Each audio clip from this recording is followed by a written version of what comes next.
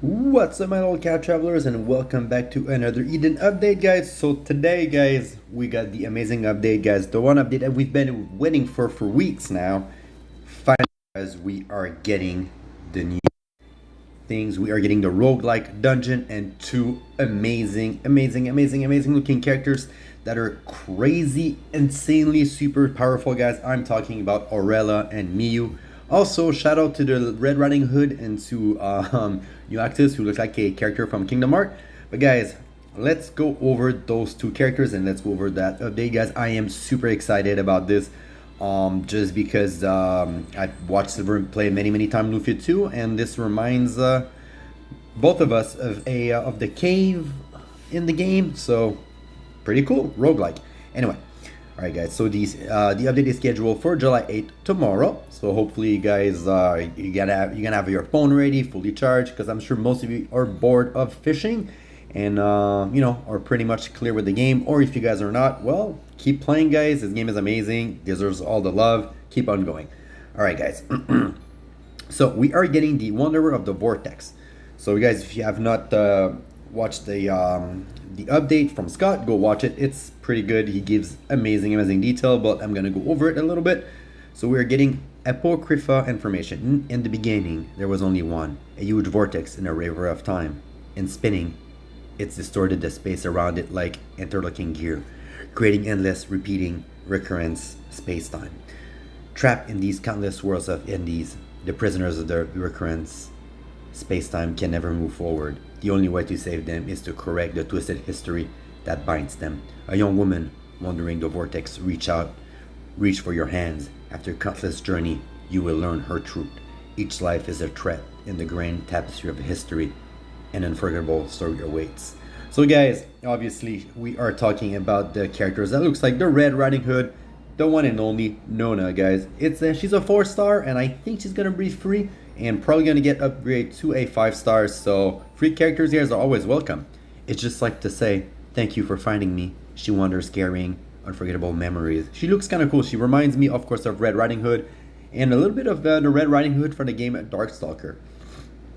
All right, guys. So let's go the first big amazing characters, guys. Aurela. First of all, her design looks amazing. Really love the legs, guys. Really love the outfit. Looks kind of cool. She looks like an old school JRPG. Really love the weapon there too.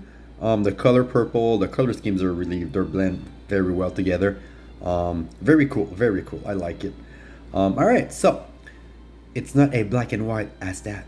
Bravely and cowardice go hand in hand. Timid, inheritor of the grand legacy, Aurela. So let me read the description, guys, and once again we'll go over her skill, over her kit a little bit. She is insane, guys. I'm warning you. Get ready. She's crazy. The girl who left the mountain where she was born and raised and arrived at the castle as a warrior. Her grandfather, her great hero, raised her strictly from an early age, and she is well known for her abilities, but she's extremely fearful and weak when it comes to fighting. She is also very wary of unfamiliar objects and strangers, and when she's startled, she flees in a blink of an eye with the strength she has gained from running around in the mountain. So she seems to be the all-powerful heroes trope that's kind of like cowardly and scared all the time, which is kind of cool. All right, guys, let's go with our kit. So obviously, guys, she's wearing a giant axe. She's gonna wear some necklace, and she's a light character. She's a fire, but let's be real, guys. We want her for Thunder's ability. All right, so our class name is Valkyrie. Shout out to Norse mythology. Really big fan. All right, guys. So our Valor chance is deploy Thundering Stance and Power and Intelligence plus 15% of all party members for one turn. And when you upgrade that, it gets up to 25%. So it's pretty good. All right. So she has Lunatic as a passive abilities, and she also gets All Ground. For people that don't know, All Ground means that you don't. If you get one-shotted when you're max HP, you don't die, and everyone in your party and reserve gets that. Pretty sweet. Obviously, guys, she gets Thundering Stance, which is a Thunder Zone ability. All right. So guys, she gets Lunatic. We all know what that does. So let's move on to her first ability called Tonnerre Hache. It's a thunder type slash attack on a single enemy times 2. Small critical rate of all party members plus 60% for 3 move. And when you guys do that in another force combo, the gain is double. So it's a good move to spam when you do AF. So, and yep. All right, she also has another zone. Awakening any element or type attack stance, double damage multiplicator for stance to 60% for attack on thunder and crystal and shade stand, 100% from fire, water, and wind and earth stance. So that cannot be overwritten by anything, guys. It is another zone. So that's pretty cool. All right, her first fire attack. It's a fire type slash attack of all enemies times 2. Small, restore all party members 15. Pretty easy, but this is what we want, guys. This is our first crazy ability, guys. Hopefully you guys get her ready. It's called Duve Venice. It's a primitive thundering stance and type resistance of all party members plus 50%. So what it does, guys, is you do that, and before everything else, you get a thundering stance plus resistance to all party members plus 50%. This is insane. She's on the battlefield, boom, you already got a zone there. A little bit kind of a Suzette with wind, but this one is a little bit more crazy. All right. Another move, Cendre Charles, fire type slash attack on a single enemy times 3, medium. When the enemy is weak, quote unquote, increase damage by 10. So, you know, if the enemy is weak to fire, you spam that, boom, it dies. All right, I actually like this because our lightning skills are French, and as a French speaking person, I can actually pronounce them properly. Foudre H, thunder type slash attack on a single enemy times 3, large critical rate of all party members plus 80% for 3 move. Another force combo is gain of this skill is double when in elemental attack stands 1 per battle, awakening another zone for 2 turns. So another nice skill to spam. All right, guys. Allumage, power, intelligence, and speed plus 50% of all party members for 3 turns.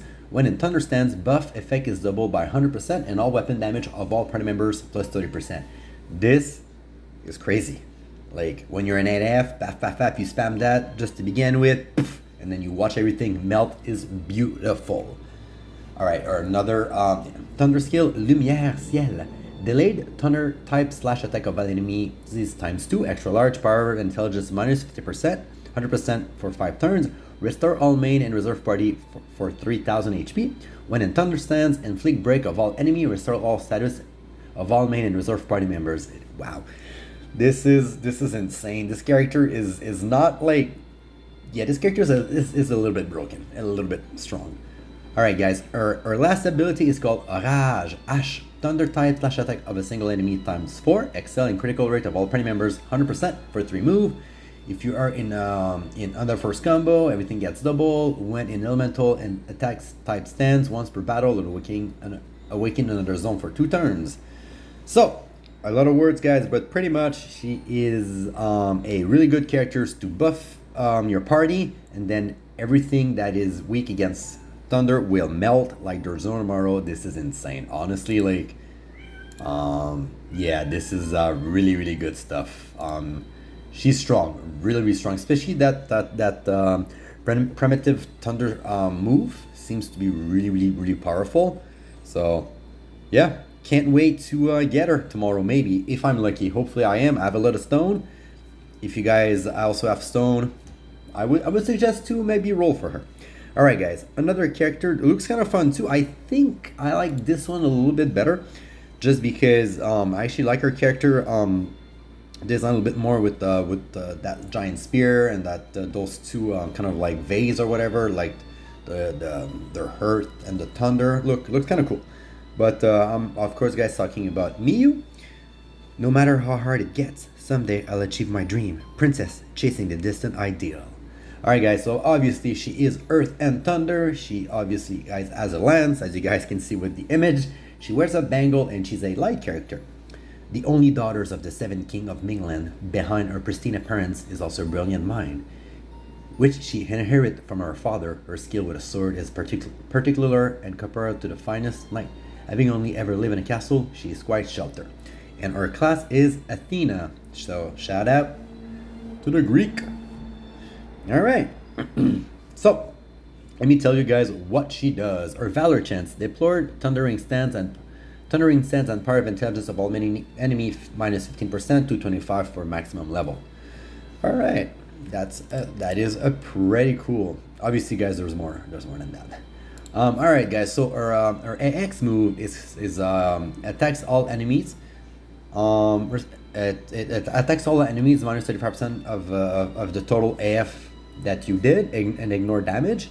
Restore all party members HP to 100% and restore all status and MP consumption of all party members minus 80%. So, wow, that seems to be an amazing X move.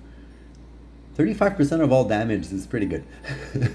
Alright guys, her passive, obviously she has Lunatic, so I need to explain guys, you guys know exactly what Lunatic does.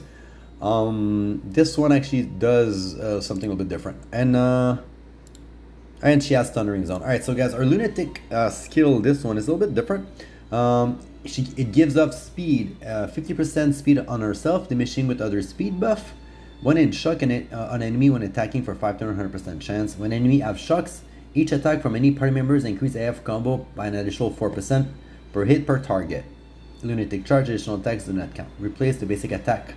So, pretty much what it does, guys, is you do that, she get more speed, and then the enemy gets shocked, and the more you hit with the shock, the faster your AF bar gets up there, which is pretty interesting. She also gets Fury Storm. When Lunatic is activated from the basic attack, activate Miyu extra style state 3 turns. All stats of the user plus 50 except for HP and MP, and physical resistance of the user plus 50%. She's a tank. Let's put it that way, guys. She's a tank. Alright? When the duration ends and the user is in frontline, takes damage 100% of her HP. If all ground is active, the user will survive with 1 HP or need to switch to reserve. So guys, Fury Storm, pretty much what it does is you do maximum damage, and then when it's done, it gets in your face, and hopefully you're gonna equip an item which gives you whole ground so you don't die. So she's a thing that hit hards. I would say more of a glass cannon, pretty much. More of a glass cannon. Levin Dory. Thunder type piercing attack of all enemies times 2. Small and inflict pains for 3 turns. Ignore target resistance 80%. When in Fury Storm, increase damage by 2 and pain for 5 turns. When in Thunder Zone, guarantee critical and ignore barrier damage reduction and status immunity. So yeah. So she has 2. You have the Fury Stone and the Thunder Zone. Diaspasis. Earth type piercing attack of all enemies small times 2 and inflicts stun 80% rate. When another force, increase damage by 5. So it's a good skill to spam when you AF. Epi Timao. Thunder type resistance of all enemy minus 35% for 3 turns. When in Thunder Stand, double the effects, so it's minus 70%. Pretty good. I mean, if the enemy is weak to thunder, you do that, boom, it dies. Sortia, power of intelligence of the user plus 30%. When in Thunder Stand, double the duration. It's pretty good. Ophello Volta, thunder type piercing attack of all enemy large, plus 200% skill damage if the enemy is afflicted with any status.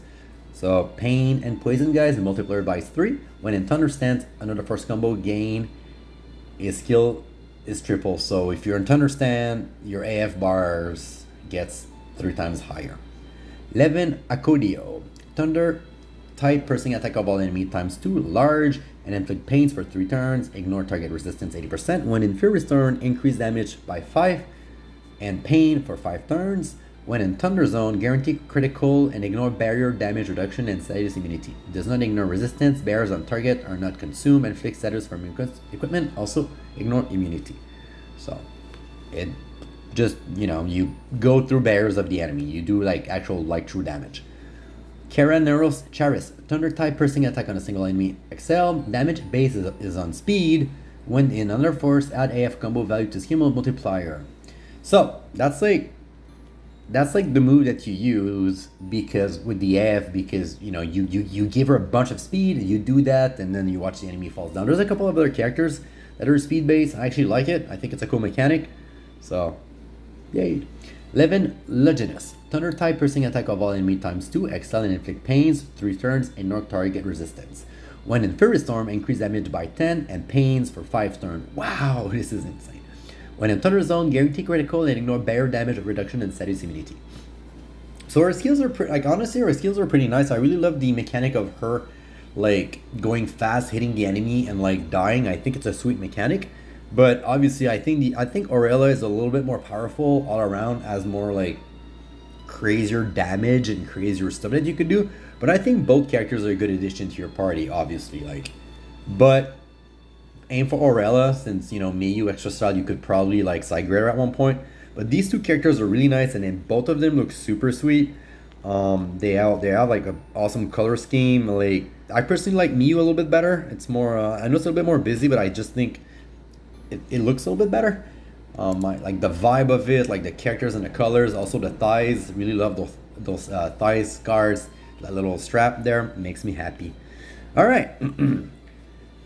So we're getting I know I talked a lot. So we're getting the Apocrypha, the Wonder of the Vortex Chapter 1, on the Road of Thunder ahead. We're getting a bunch of new maps, another dungeon, and new music, guys. Keep in mind, play this game with the music. The music is amazing.